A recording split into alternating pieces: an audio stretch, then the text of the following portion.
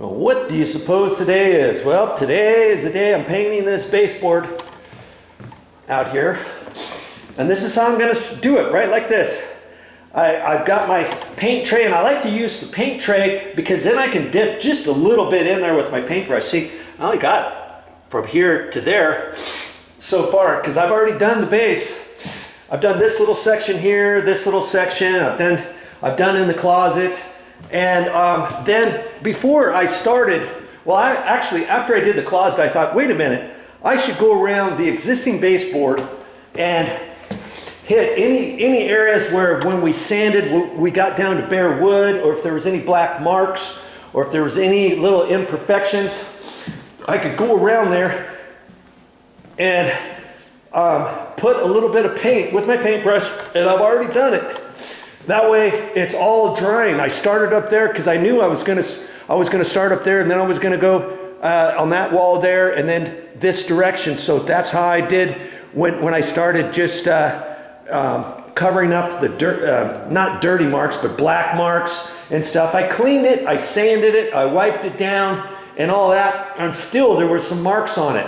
So I went around and hit it with the paintbrush. That way it's got basically two coats over the top of those marks. I even went behind the refrigerator because this one was all scuffed up along the edge where they were pushing the refrigerator in there.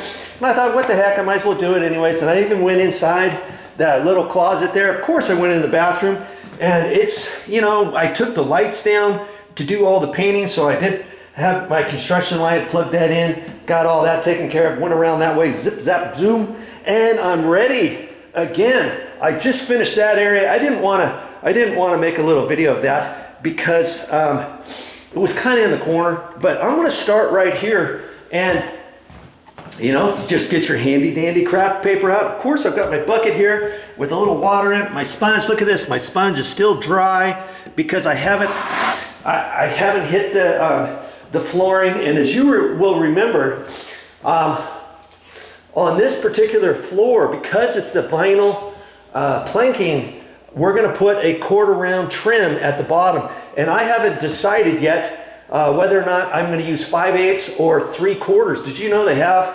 1/2 inch, 5/8, 3/4? I think they even have 3/8.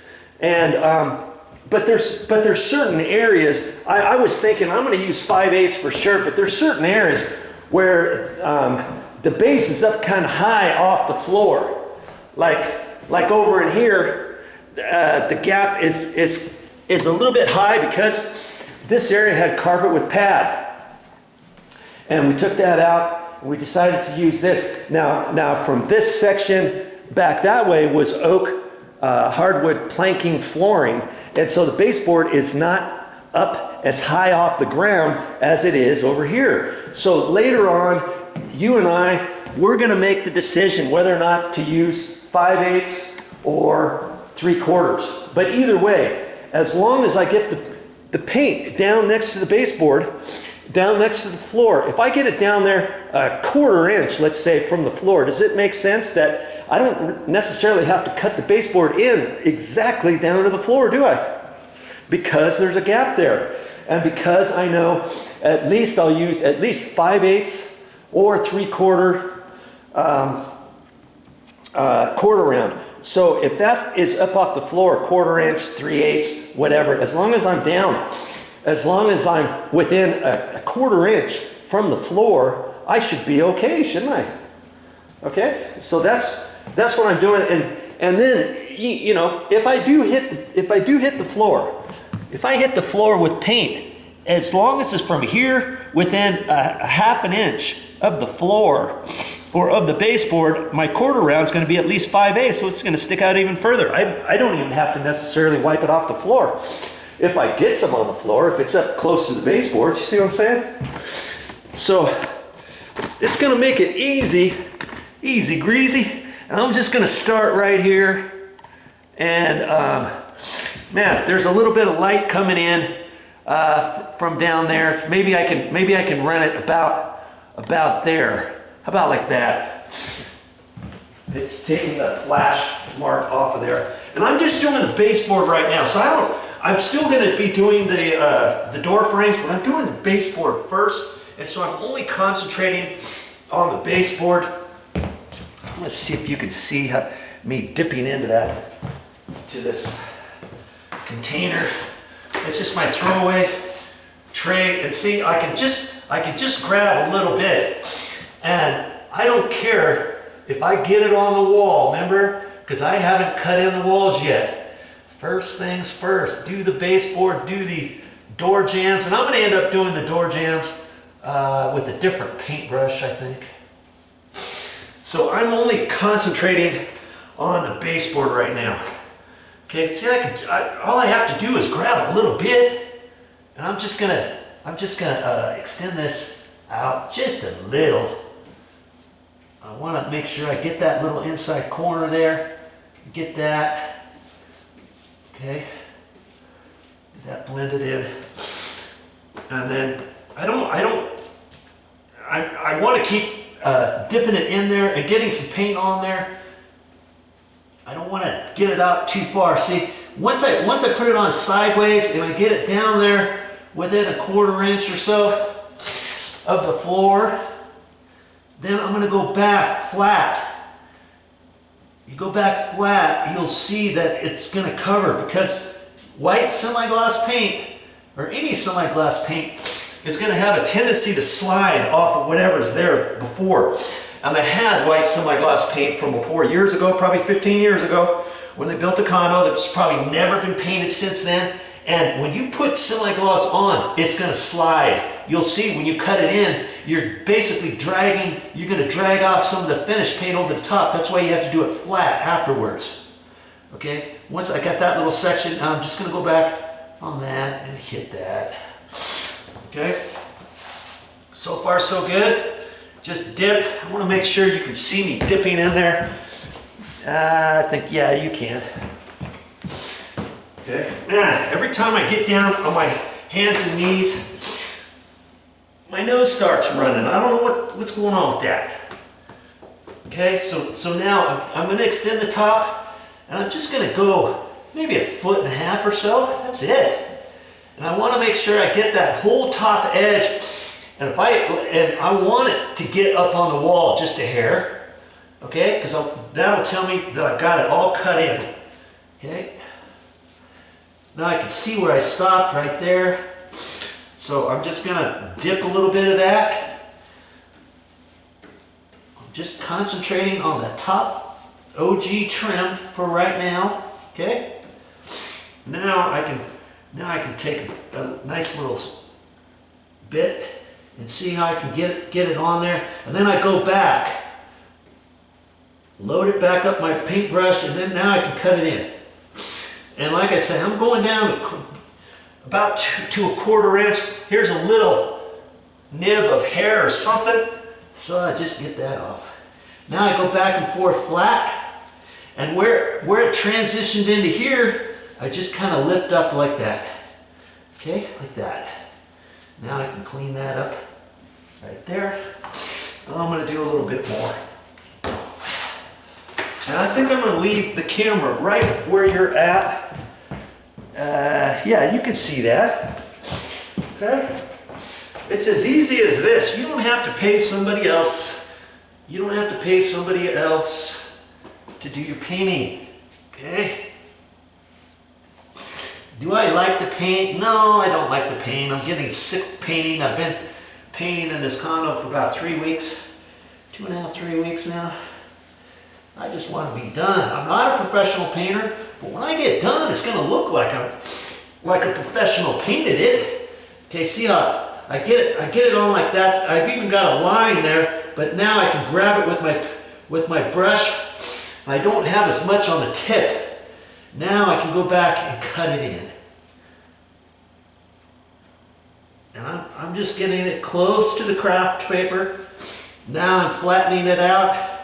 You see a trend here? I'm doing it the same way every time. All right. Okay.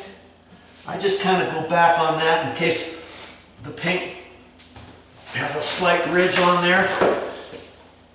And you notice I'm not going that far each time, am I? A foot or so, 1.5 feet. just taking my time. I don't want to extend this any further, even though I have a little bit on my paintbrush. I'm going to do it about the same way every time, so I know I got the same amount of paint on there. That's why I've got my knee pad, because you see I'm down here kneeling, so I can be right down and dirty. And it looked like I needed a little bit more paint, so I'm just going to put some more on. I'm not going to try to feather it out too far with the same amount on the brush. Okay, now I'm going to go back and forth, that, and finish it off. I don't want to finish it off from here this way, because that paint over there is already sticky. So my last little bit, as I'm going back and forth, I'm going to go that way. See? Get down there like that. Now I'm going to just check that edge, and I'm going to go some more. You'll get good at it. You'll get good at it. And it cracks me up. Some painters I've seen, they paint the wall first, and then they get the paint from the wall onto the top edge of the baseboard. Then they have to cut that baseboard edge in. That edge is only 3/16. And they try to get it in there. It's like, do it the very opposite, and then you don't have that problem. You know, I'm going to cut the baseboard in last. Or the base from the wall to the baseboard last. You see what I mean? Doesn't it make sense to do the baseboard first? And I don't care. I really don't care if I get some on the wall. Okay? In fact, I want to get a little bit on the wall because I want the back edge of the baseboard hit entirely with my paint. So then when I cut in the wall, I'll cut in right to the nice new painted baseboard. Okay? I won't really cut in the wall today. I mean, I could later on. This stuff will skin up. As long as it's skinned up, this semi-gloss, it doesn't have to be cured before I start. And then see, if I did all the baseboard, okay, and then if I wanted to cut in the walls, I could start where I first started the baseboard, and you can feel on it with your hand, and it'll be smooth to the touch. And then you can start cutting in the wall if you want. I've loaded the paint on here, kind of thick, and I'm just going to go back and forth a little bit and get it off the edges of my paintbrush before I go down to cut it in. Down close to the floor, within a 1/4 inch or 1/8 of an inch, or even flush. Okay, and I can see, because I'm down here like this, I can see what's going on. Okay, with the crafts paper, I can do that kind of business and see where the paint is. That'll dry quick like, okay? And I can see where everything is.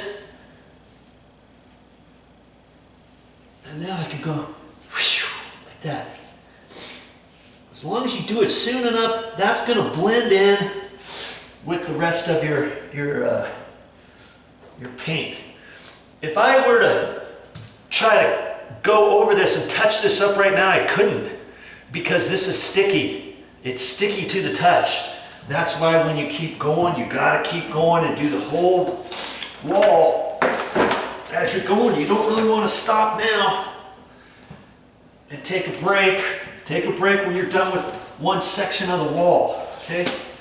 And I find going from left to right is easier for me than going from right to left. I mean, you try it however you want. But once you get the hang of it, whichever way feels better for you, fine. I mean, granted, when I start from left to right, when I get into a corner, then I have to go from right to left, don't I? To finish off a wall, let's say, if it's in an inside corner. But I only have to do a little section of it, and I can do it that way with no problem. Okay, get a little bit more paint on there. Now, rearrange it on my paintbrush. It's kind of a subtle move to rearrange it on the paintbrush before you go down and cut in. You don't want to cut in with a heavy, thick section, a bit of paint on your paintbrush. Then you're going to cause a line, you're going to cause runs, it's going to get on the floor, you're going to think, oh, I can't do this. But yes, you can. It's It's all in the technique, you know? You try it, and it gets easier the more you do, okay? Now, I've just done that on over the craft paper. I'm gonna be brave. Let's see what happens. Gadoink. If I do it without any craft paper, do you think I can do it? I'm gonna try it for your benefit and my own. Let's get you moved in here. Okay. Let's get you like, see that light on there? You can see that though. Now, if I get any on the floor, of course I got my bucket and my water here, right? And if you walk on your craft paper, like I am right now, check your foot, and you can check it as you're standing on the craft paper to see if you have any paint on the bottoms of your feet, let's say, before you traipse it all over. Tarnation. Okay. Tarnation, I like that word. All right, let's just see now. The only thing I gotta be careful of, well, a couple things, is I don't want to start dragging this and just pulling it on the floor. I don't want to scratch up the floor or anything like that. Okay? And because I'm only taking a little bit of paint, I'm really not inclined to think I'm going to drip too much paint on the floor. Okay? I'm just going to do it the same way. You might be nervous, thinking, oh, I don't know if I can do that. Joe's done this a lot. Well, I don't usually, like I say, I don't usually paint. And when I do, I can do it, but I'm careful and stuff, okay?